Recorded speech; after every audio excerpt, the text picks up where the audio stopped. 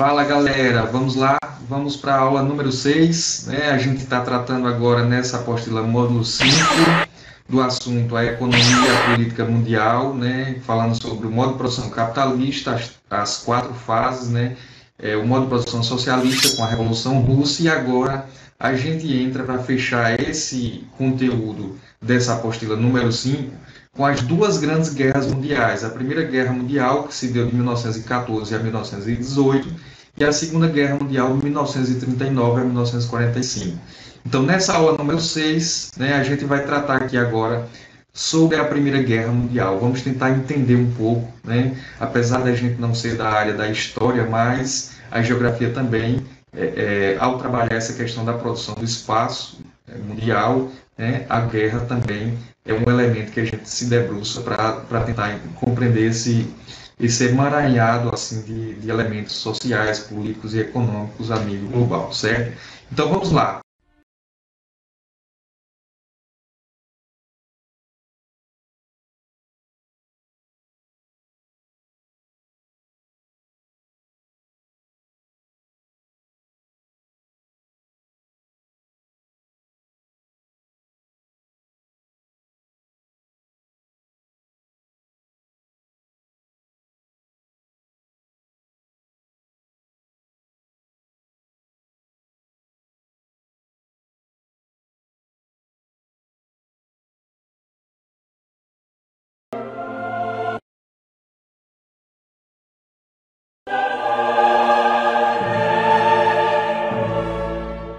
Me acompanha aí, gente. Vamos lá.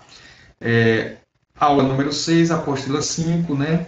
Vocês terão uma aula com o professor Renato, né? Aula de Geografia com o professor Renato, como de praxe. As duas guerras mundiais. O que é que a gente vai tratar aqui, ó? Vamos tratar da Primeira Guerra Mundial, de 1914 a 18, a crise de 1929, os regimes totalitários na Europa, a Segunda Guerra Mundial, que se deu em 1939 a 1945, e o Brasil na Segunda Guerra Mundial, né, e o bombardeamento de navios no estado de Sergipe, certo, pessoal? Isso daqui são conteúdos que vão estar inseridos nessas duas, na verdade, nessas três próximas aulas, né? Só que nessa aula número 6, especificamente, o que é que a gente vai estudar? Nós vamos estudar a Primeira Guerra Mundial, certo, pessoal? Então, Primeira Guerra Mundial, aula número 6. Vamos lá, venha comigo. Bom, a Primeira Guerra Mundial, como eu já tinha dito, ela se deu de 1914 a 18. E quais foram os antecedentes, né? Havia um momento de muita tranquilidade na Europa, a chamada Belle Époque,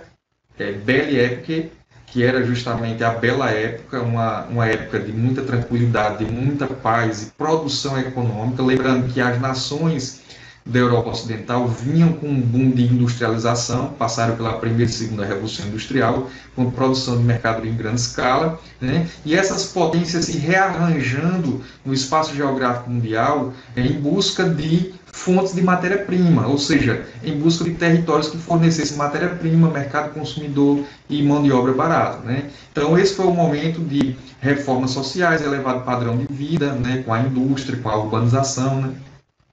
Crescente nacionalismo, né? Busca de novos mercados consumidores e fornecedores de matérias-primas, que foi o imperialismo, né? A partilha da África e da Ásia, que se deu na Conferência de Berlim lá em 1884 e 1885, né? Em que as potências industriais que vinham da Segunda Revolução Industrial sentaram numa mesa de negociação e decidiram partilhar o continente inteiro da África, né, como área de fornecimento de matéria-prima e mercado consumidor, né? Fortes investimentos bélicos. Apesar do mundo passar por uma tranquilidade, muita produção econômica, havia uma paz armada. O que seria essa paz armada? Era um momento de respeito, em que os países buscavam emitir respeito ao próximo. Como? Né? Através de uma corrida armamentista, investindo em armamentos, equipando seus exércitos. Ora, por quê? Porque o mundo estava sendo fatiado, né? Os mercados estavam sendo fatiados. E no modo de produção capitalista a gente viu que uma das grandes marcas é a competição, né? Há um conflito intercapitalista, ou seja, entre as potências capitalistas, por disputas de mercado, né? Porque qual foi o objetivo? Qual é o objetivo do grande capital, como a gente viu lá atrás, quando estava falando sobre as características do marxismo, né? Uma grande marca do capital é acumular, né? É se reproduzir de maneira ininterrupta, sem se preocupar com destruição da natureza, dos seres humanos, enfim. O objetivo é acumular por acumular, certo, pessoal? Então, assim, a guerra em si é uma consequência dessa busca, né, dessa competição intercapitalista entre as grandes potências, por disputas de mercados, né?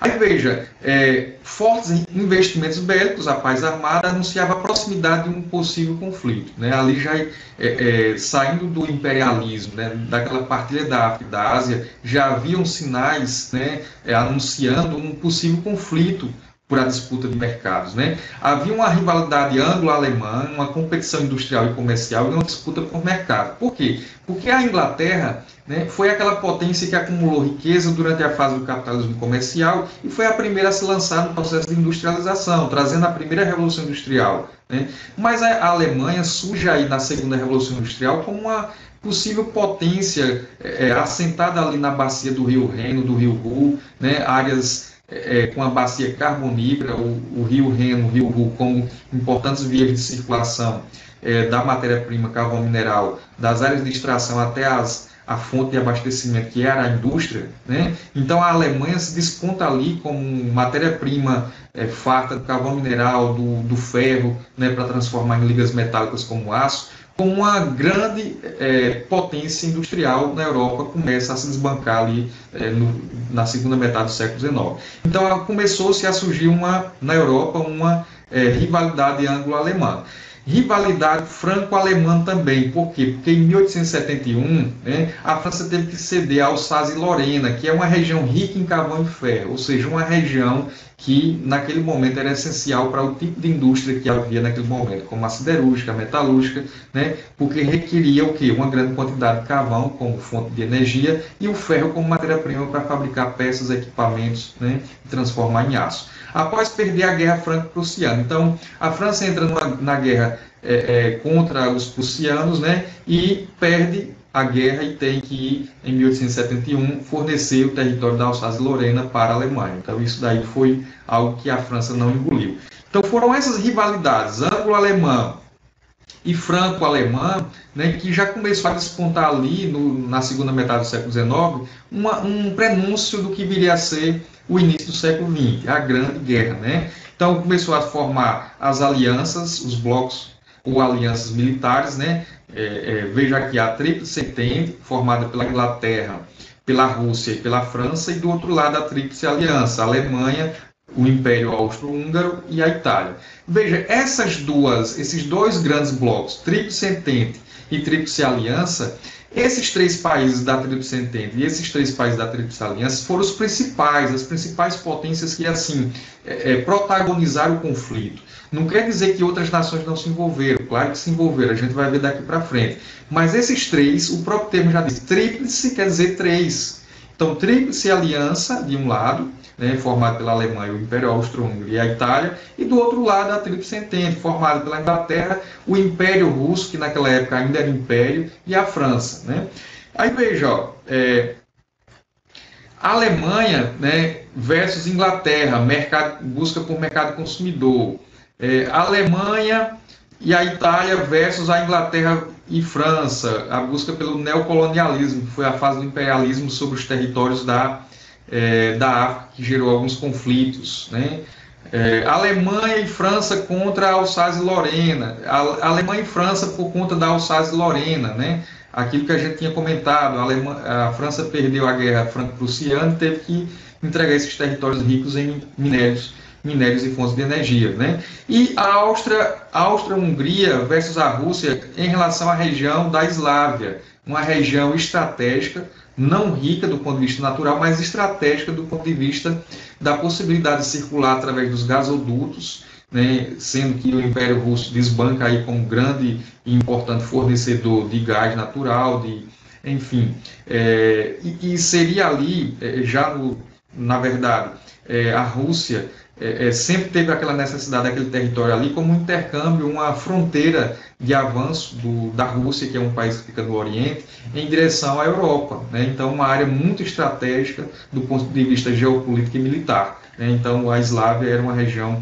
muito disputada entre o Império Austro-Húngaro e o Império Russo, né? E aí se formou as duas alianças, Tríplice Entente e Tríplice Aliança. Lembrando que foi justamente essa disputa por essa região extremamente estratégica, que é a região da Eslávia, que fez com que ocorresse aí o estopim da Primeira Guerra Mundial, né? O herdeiro do Império Austro-Húngaro foi assassinado, e a gente vai ver daqui a pouco por nacionalistas dessa região da Eslávia, né? Aí veja, quais foram as características dessa guerra? Também conhecida como Grande Guerra, foi o primeiro grande conflito envolvendo as potências da época, né, no início do século XX. Disputas imperialistas, na verdade, o objetivo era expandir os seus domínios capitalistas, né? Tensão e rivalidades entre as principais potências, como Inglaterra, Alemanha e França, e movimentos nacionalistas. Isso daqui foi crucial, fundamental, né? O surgimento dos movimentos nacionalistas, né, com culto à bandeira, aos símbolos do seu território, né, de fixar a sua bandeira, a sua fronteira, a sua soberania sobre um território cada vez mais em extensão, para garantir aquilo que a teoria de Friedrich Ratzel, o grande pensador, o grande geógrafo, né, que escreveu a chamada antropogeografia, né, o Friedrich Ratzel, que desenvolve aí a teoria do espaço vital, né? Então essas nações tomam isso como uma referência. O espaço vital nada mais é do que o território que permite o fornecimento de matéria-prima, que permite, portanto, a expansão, né, do elevado padrão de vida para as suas populações a partir da expansão territorial, né? Então isso é uma justificativa para a guerra, né? Aí veja, revanchismo francês, como a gente já falou com relação ao Alsácia-Lorena. Aí teve o pan-eslavismo, a união dos povos eslavos da Europa Oriental, naquela região ali onde o Império Austro-Húngaro se apropria, né, como a Sérvia, Montenegro, né? E aí, enfim, aí o estopim do conflito foi justamente o herdeiro do Império Austro-Húngaro, Francisco Ferdinando. Ele vai desfilar em carro aberto em uma cerimônia oficial em Sarajevo, né, que fica lá na Sérvia, e de repente no dia 28/7/1914, né, Gavrilo Príncipe, um estudante sérvio, membro do grupo armado Mão Negra, que era um grupo nacionalista que lutava pela unificação dos territórios e pela independência em relação ao Império Austro-Húngaro, esse jovem acaba desferindo tiros e acaba assassinando o herdeiro do Império Austro-Húngaro, chamado de Francisco Ferdinando. Isso daqui foi a gota d'água, o estopim para o início do conflito. Por quê? Porque imediatamente o Império Austro-Húngaro declara guerra à Sérvia, né? Só que a Sérvia, lembremos, é uma dessas repúblicas eslavas que fica na região estratégica que a Rússia, o Império Russo, tinha um interesse de se apropriar desse território.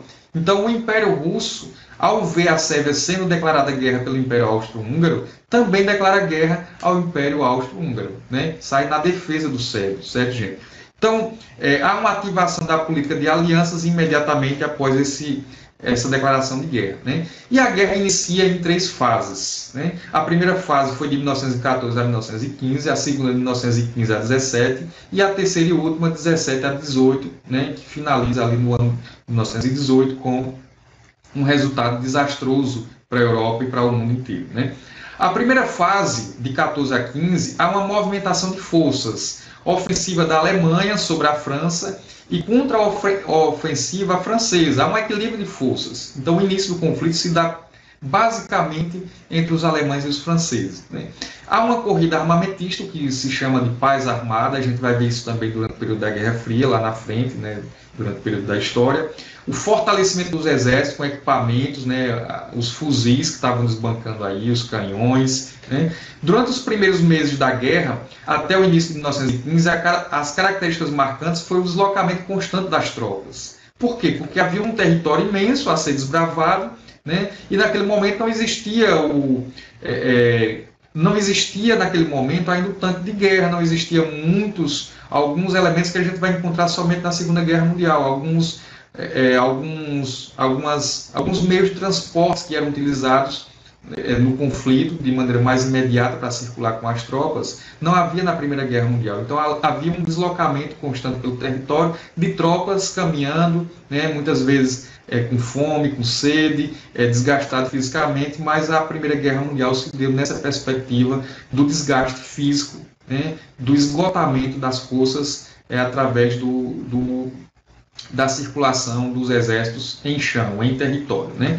Então, certo de que venceria a guerra, em pouco tempo o exército alemão, né, invadiu a Bélgica e depois penetrou o território francês até as proximidades de Paris. Os franceses contra-atacaram e em setembro de 1914 conseguiram deter o avanço alemão.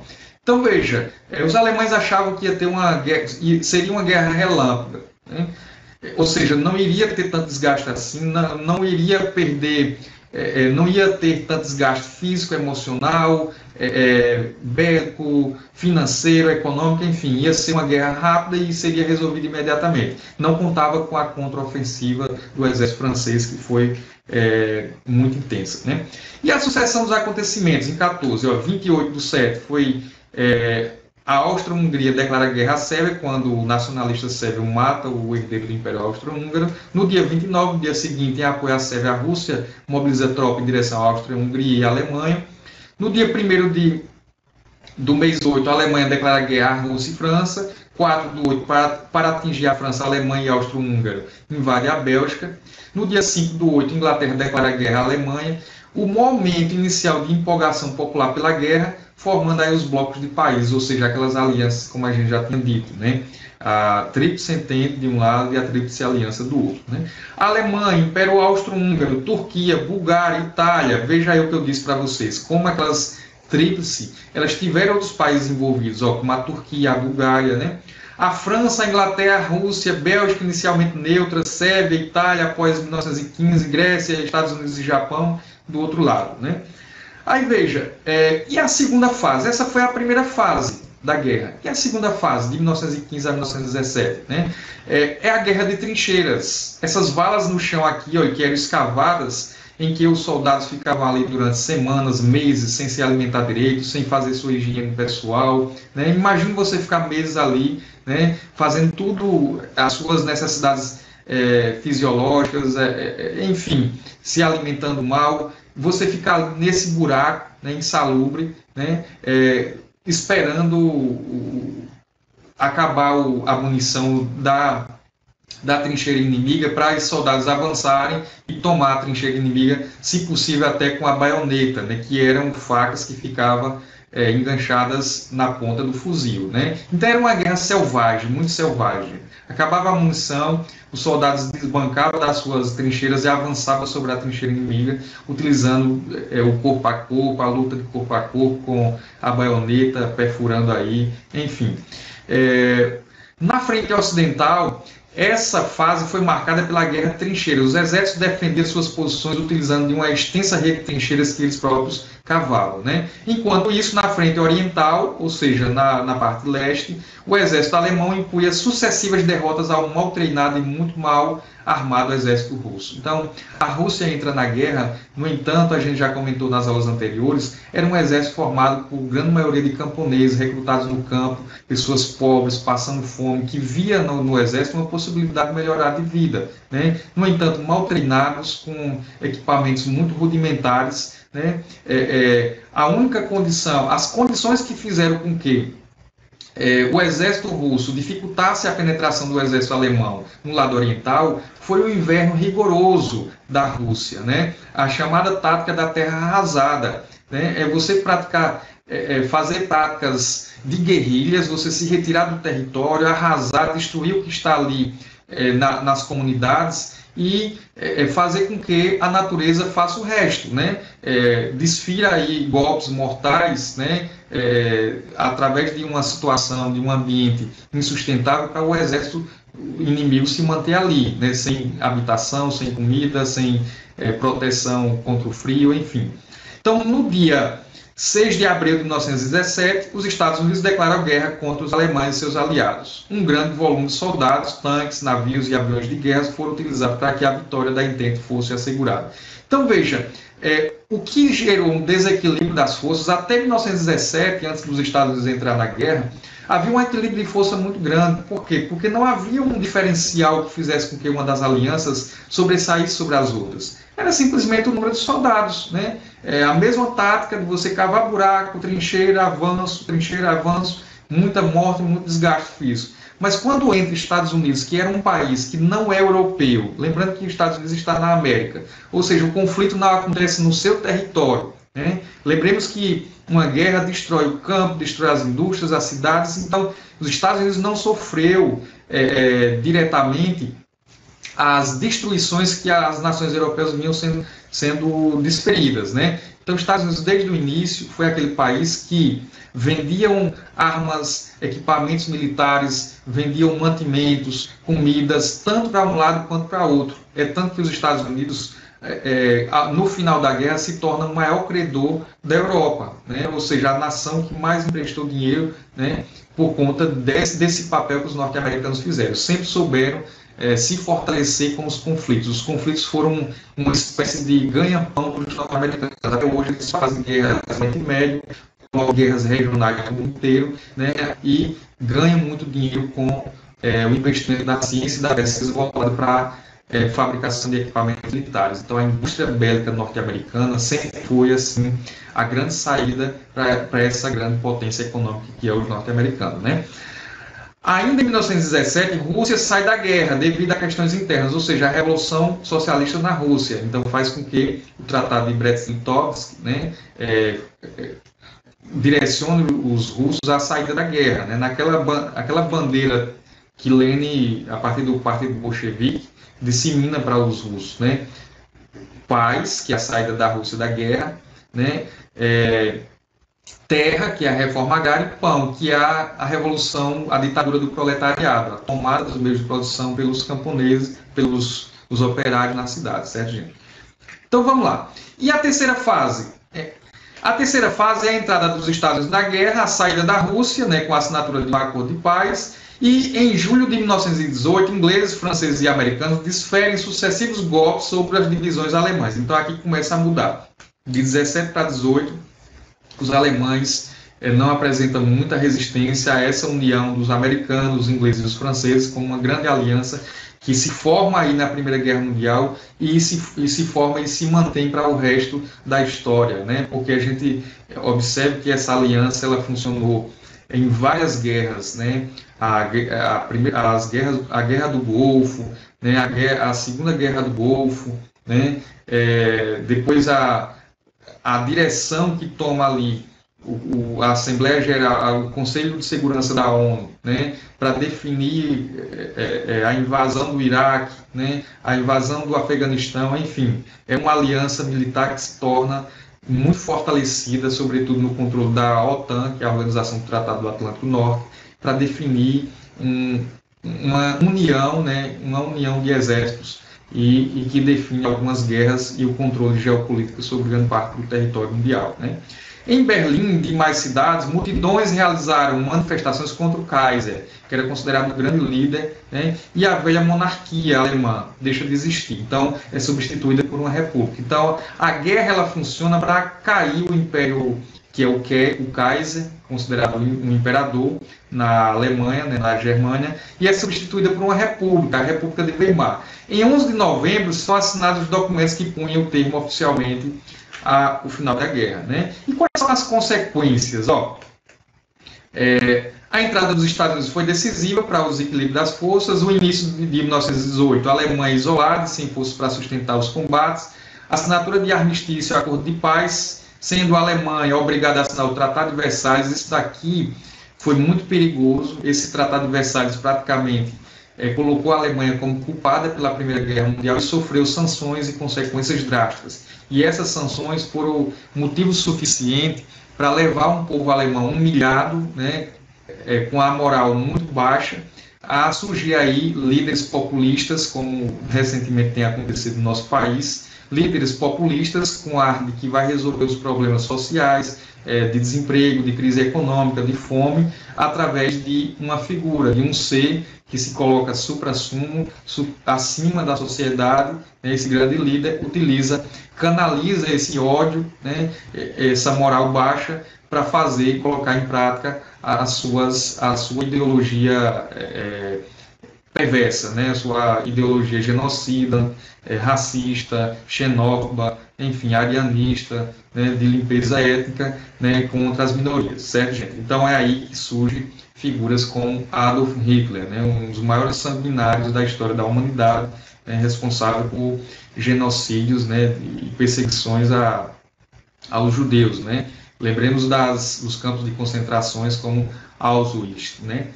Então, o Tratado de Versalhes impõe à Alemanha o quê? Restituir a Alsácia-Lorena na França. Lembra da França que havia um revanchismo dos franceses com relação aos alemães, porque perdeu a guerra contra os prussianos e teve que, em 1871, doar esse território rico em minas de carvão e minério de ferro. Então, foi restituída à França.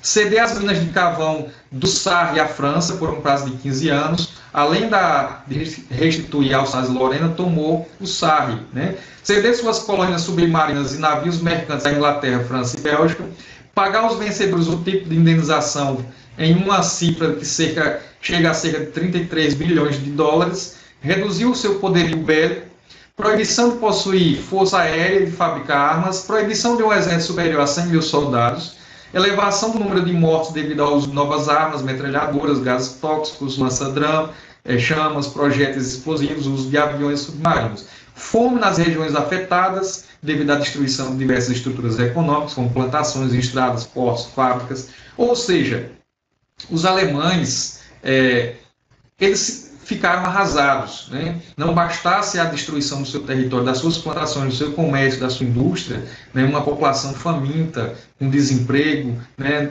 Totalmente em terra arrasada, ainda teve que sofrer essas penalidades do Tratado de Versalhes. A economia direcionada à produção de artigos para a guerra, força de trabalho feminina, especialmente em Inglaterra, França e Itália, durante o período da Primeira Guerra Mundial, declínio da Europa, que foi duramente atingida pelo conflito nas áreas agrícolas, industrial e comércio, ou seja, ascende aí os Estados Unidos como grande potência que fica mais ao ocidente, na nossa América, né? Intensificação dos problemas que contribuíram para a implantação do socialismo na Rússia, né? Aparecimento de regimes políticos autoritários como o nazismo e o fascismo, aquilo que eu falei para vocês, em um momento de destruição, de barbárie, de desigualdade, de intensa e potencial crise econômica, vão surgir líderes com projetos obscuros, né, se colocando como messiânicos, capazes de resolver os problemas a partir da sua condição de supra-sumo acima da sociedade, quando na verdade é para colocar em prática projetos obscuros que vêm aí perseguir minorias, que vêm pregar o genocídio, que vêm perseguir qualquer outra ideologia que não condiza com seus interesses, ou seja, regimes autocráticos, né, extremamente autoritários, de extrema direita, né, morte de um número de homens 2 vezes maior do que todas as principais guerras de 1790 a 1913, juntas. De cada 100 soldados mortos, 63 pertenciam às Forças Armadas da Entente, repare, os vencedores, né? O número de civis mortos nas áreas atingidas pela guerra chegou a 5 milhões aproximadamente, né? A fome, as doenças, as faltas de abrigo foram responsáveis por 80 em cada 100 mortos de civis. Custou mais de 330 bilhões de dólares. Veja a insanidade de uma guerra. Para que uma guerra? Qual o objetivo, né? Então veja, olha, destruição, né? Dessa soma, cerca de 186 bilhões de dólares foram gastos diretamente com a guerra. A guerra destruiu a vida industrial e comunitária de muitas cidades e aldeias dessas áreas. Fechou ou destruiu escolas, fábricas, estradas, ferrovias. Em muitos países, o povo teve que depender dos alimentos fornecidos pelo governo. Então, assim, o que eu tinha para falar da Primeira Guerra Mundial, essa guerra impactante, né, do ponto de vista de atingir pela primeira vez as grandes potências, né, e trazer um conflito mundial. O que eu tinha para dizer é isso. Meu tchau e meu muito obrigado, certo, pessoal? Então, eu espero que vocês tenham gostado dessa aula sobre a Primeira Guerra Mundial. Fique com a gente, porque já já nós teremos a 7ª aula voltada aí para a Segunda Guerra Mundial. Tchau, tchau.